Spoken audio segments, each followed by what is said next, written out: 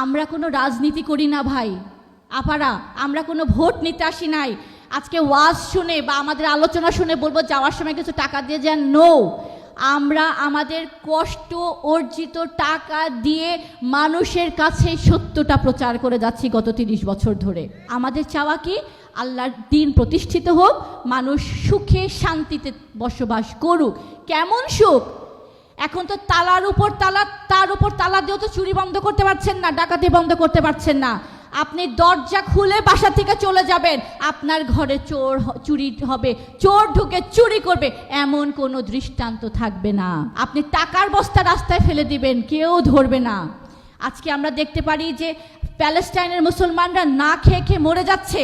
5 লক্ষ মানুষ শুধু অনাহারের দুর্ভিক্ষের কারণে তারা প্রহর গুনছে, মৃত্যুর প্রহর গুনছে। আপনার ঘরে আমির বস্তা ভরে ভরে খাবার নিয়ে যে বলবে, বোন তোমার বাসায় খাবার আছে, তুমি তো কষ্টে ছিলা, তোমার কি খাবারের প্রয়োজন?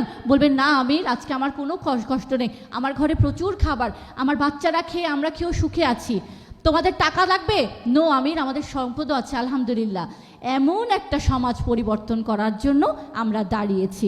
এজন্যই বলেছি, কোথায় এসেছেন, কেন এসেছেন, আমাদের লক্ষ্য উদ্দেশ্য কর্মসূচি বুঝে আমাদের সাথে ঐক্যবদ্ধ হবেন। এবং কেমন ঐক্য?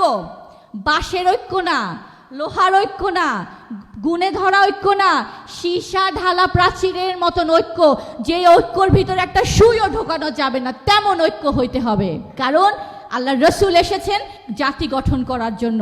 আমাদের আল্লাহ কয়জন? আমার রসুল কয়জন? আমাদের কিতাব কয়টা? জাতি হবে কয়টা? নেতা হবে কয়জন? হুকুম চলবে কার? সেই হুকুম প্রতিষ্ঠা করার জন্য হিজবুত তৌহিদ দাঁড়িয়েছে। এখানে আমাদের ব্যক্তি কোনো স্বার্থ নাই, আমাদের রাজনৈতিক কোনো অভিপ্রায় নাই। আমি আপনার কাছে টাকা চাবো, আপনি আমার দলকে টাকা দিবেন, নো।